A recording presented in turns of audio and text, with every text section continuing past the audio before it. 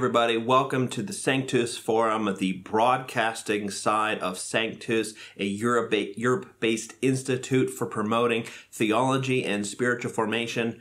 I'm Michael Stewart Robb, better known as Mike, and this, I hope, is the beginning of something new, at least something different than what's been happening on this channel. It's a thing in which I'd like to sit together with my reader friends and discuss some of the best books in theology and spirituality, and hopefully this will inspire you to go get these books and to read them and have confidence in reading them, and perhaps make them a book which impacts your entire life. So if this one goes well, and let us know in the comments, we'll keep doing more, and it actually will become a series, but whether it does or not, here's a title.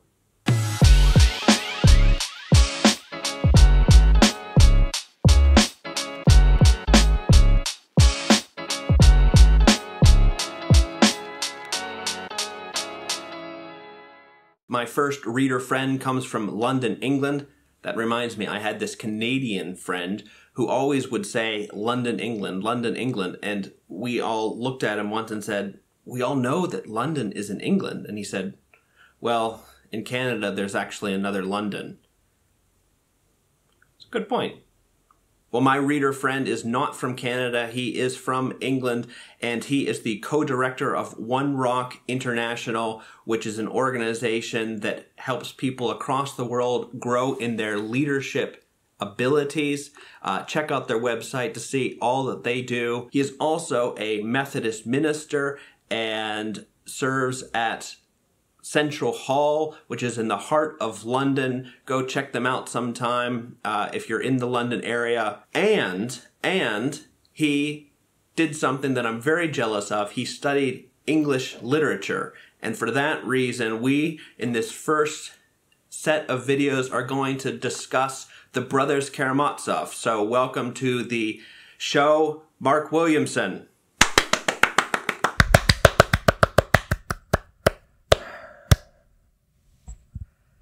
As you can see, Mark can't be with me in person. It is October 2020, so travel is still rather difficult.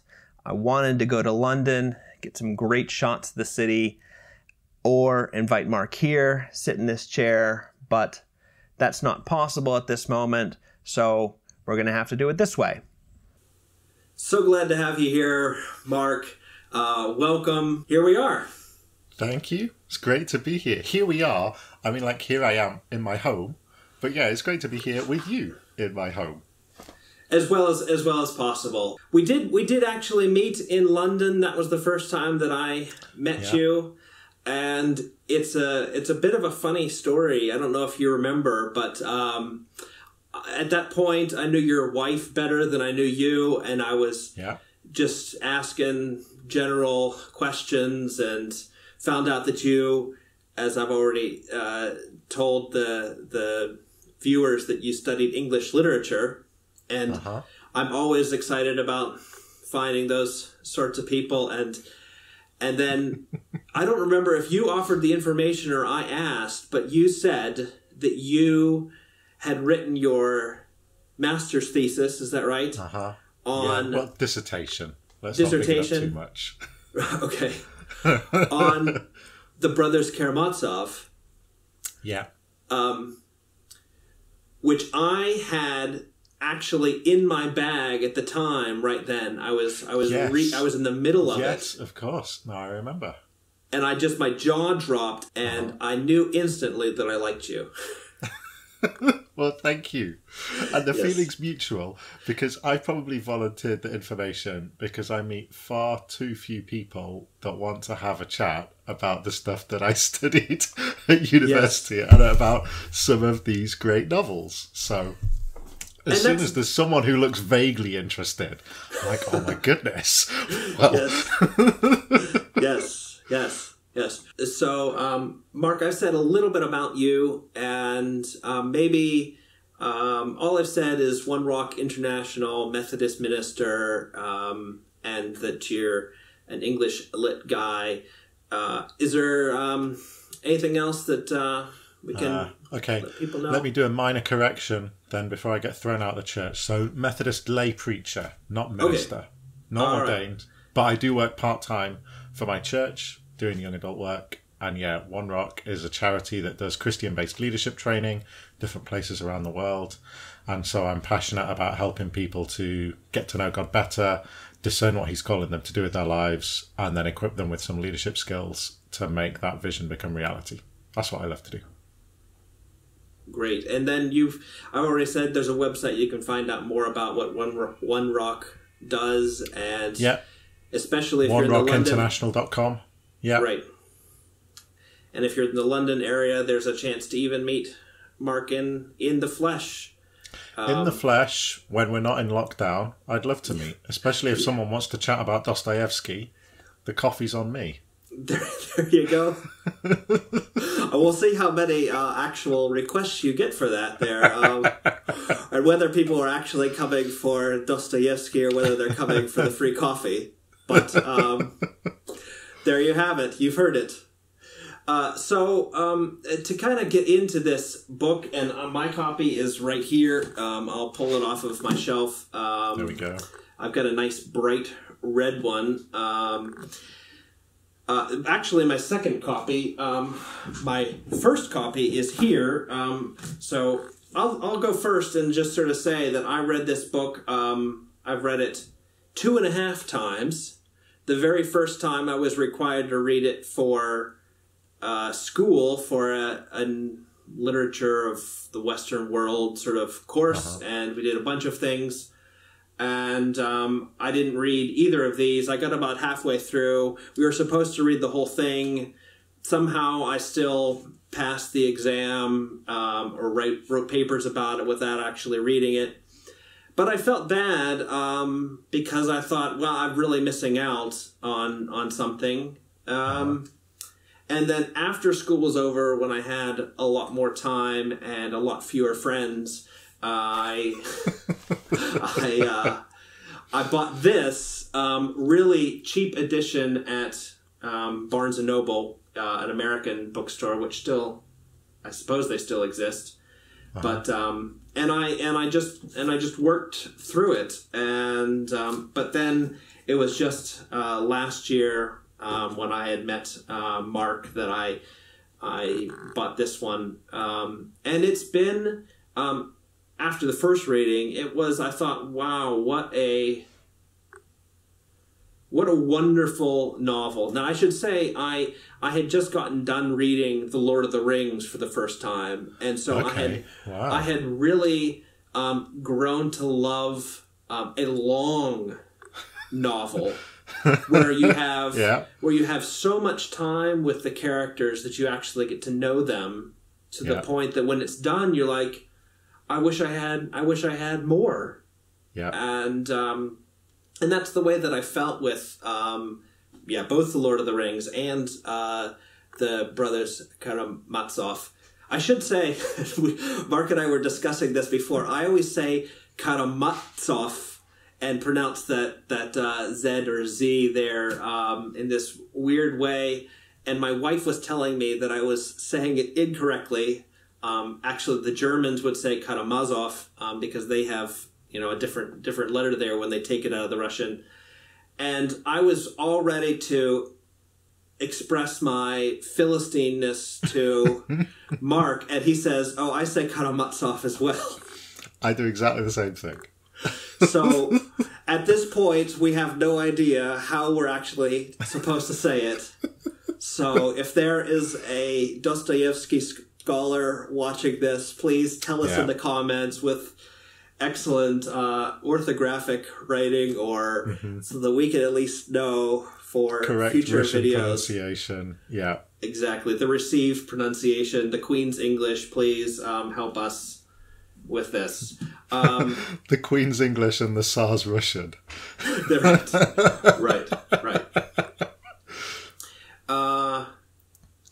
So read it for the second time. It actually took me a lot longer the second time, but again, I think there is something about reading a book for the second time where you already know the story, you already can anticipate things, and then you have time to sort of notice other things and more of what the author's doing, how he's trying to tell the story.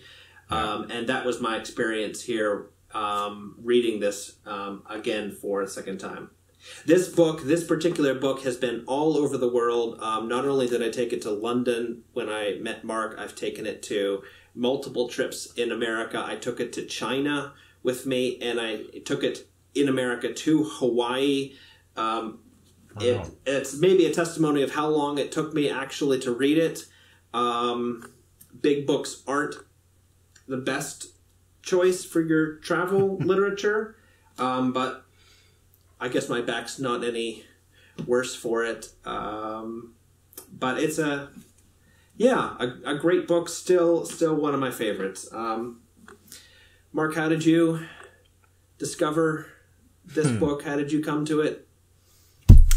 So I was studying English literature, and we didn't study any Russian literature officially, but I think in my first year I was clearly bored with whatever I was being told to read, and I went out and bought Crime and Punishment, another Dostoevsky classic, a bit slimmer, although still pretty good going, not quite as big as the Brothers Karamazov. Yeah. And was reading that in my first year, I guess in my spare time, because I wasn't interested in whatever, Elizabethan drama they were forcing me to read, and enjoyed it. And that summer, I bought the Brothers Karamazov. I butcher the pronunciation as well, the Brothers Karamazov, and thought, hey, I'll read that over the summer when I've got more time. And I remember being back at my parents' house and reading it, and I had this amazing moment when I was about 250 pages into a 900-page novel, thinking two things. A, this is the best novel I have ever read. This is just incredible. And then B, and I'm not even a third of the way through it. And just kind of this amazing excitement of, wow. Like, I totally resonate with what you're saying about this and The Lord of the Rings. When you have read a 1,000-page novel, pretty much, those are, and you've journeyed with the characters, there is this kind of sadness when it ends, and so that feeling of 250 pages in, wow, there is so much more to go. Any other novel would be starting to wind down by now, but this is just getting started.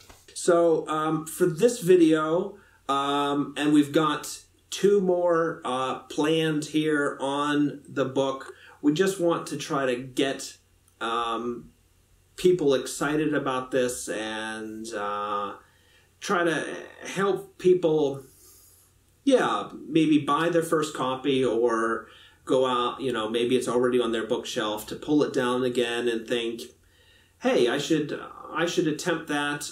We're filming this now in October 2020, so right before winter, more time inside. What are some things that you think we should watch out for, when you're going to attempt a book like this, both buying it and, how to read it? It's not, I don't think that's quite so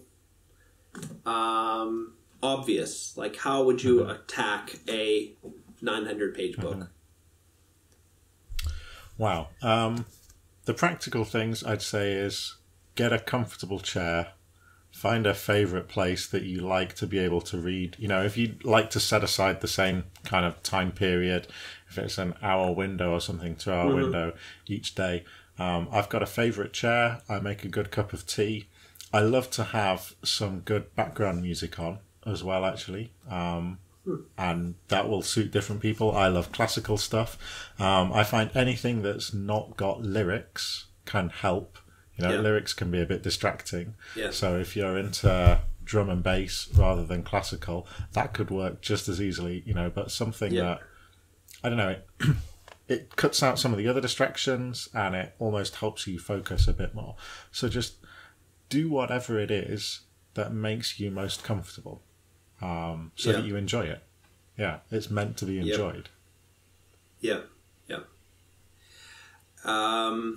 I think I would say, you shouldn't expect a cliffhanger chapters. Dostoevsky didn't write like that. So at the last end of the one chapter, there's this sort of sense of, well, I have to keep reading in order to go into the next one. So you have to sort of mentally say, okay, look ahead. Okay, this is so many chapters here, or I think so many pages. I mean, so I think today I can read this many chapters, and just sort of set yourself a task that way. But just don't expect that you're going to blitz through a book like this because it's just sort of so riveting, suspenseful.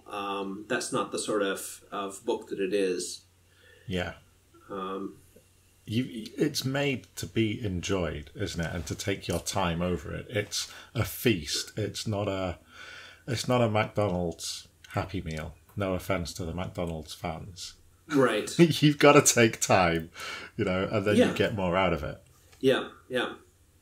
I think for this book too, there are a couple things to be careful of when you first start reading. One is it's been around for a while, published in the mid-1800s. So the translations have been around for a while as well. And some of them are free of charge. You can get them on Kindle or some other e-reader. You can get an inexpensive copy at a bookstore. But I would be careful with the older translations. Even though they are cheaper or free, do try to get a more modern one who's trying to sort of capture the idiom of the sort of the 19th century Russian into sort of 21st century language. Just to sort of put out some names, I read this one here and the new one by Pivier and Volokonsky. Sorry if these people are actually watching, but there'll be a link, or at least the names will be down below in the description. You've got a different one. Who's your translator again? I've got the Penguin Classics translated by David Macduff. Okay. And I really love this one. I've not travelled quite as far as you with it. It's not been to the Far East and to the States. I've taken it to Ghana and to the Isle of Man, and it's been all over the UK. But it was translated in 93. It feels fresh, modern, kind of contemporary. It doesn't feel old, stuffy, archaic language at all. It's great. Yeah. And the other thing too is the Russian names in this book. There's not a lot of characters for a big book. There's not a lot of characters, but the characters have a lot of names for the same character. And so most translations, at least most of the modern ones, will have a little cheat sheet there where all of the characters are listed, and here's the one here for my copy. Yeah. And you need to use this. You may need to put a little bookmark in there so you can always kind of go back to do this. The Russian readers just knew all of these little nicknames for people, but English readers don't have that.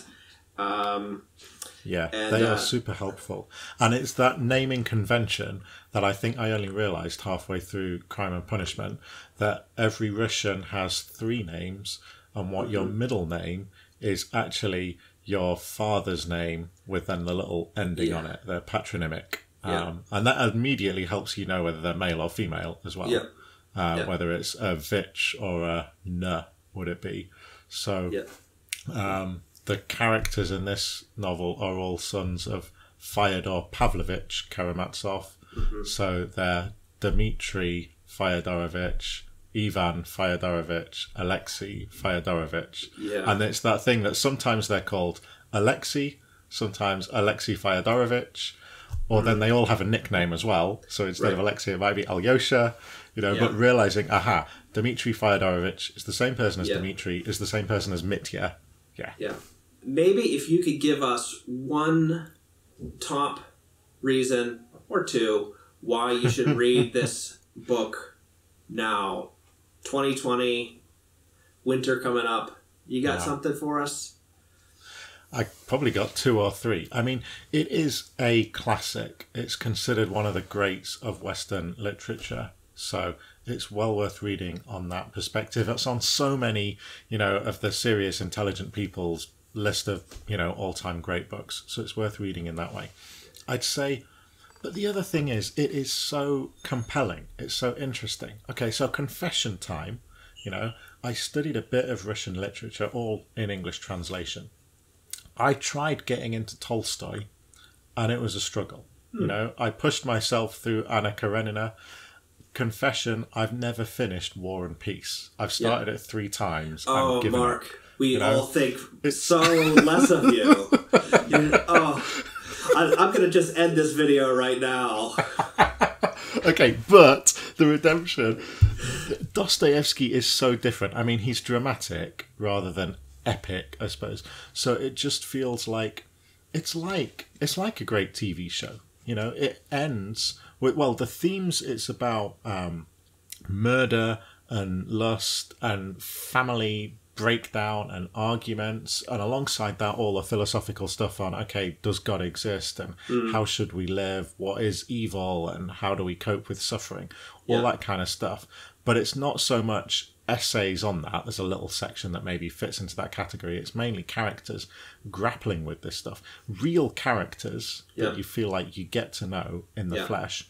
And then it ends with this amazing courtroom drama, like so much great literature and films does. So it builds up to this thing, and it ends in such a satisfying way. It's like a huge movie in that sense, or a brilliant, brilliantly plotted 13-part TV series. Sure.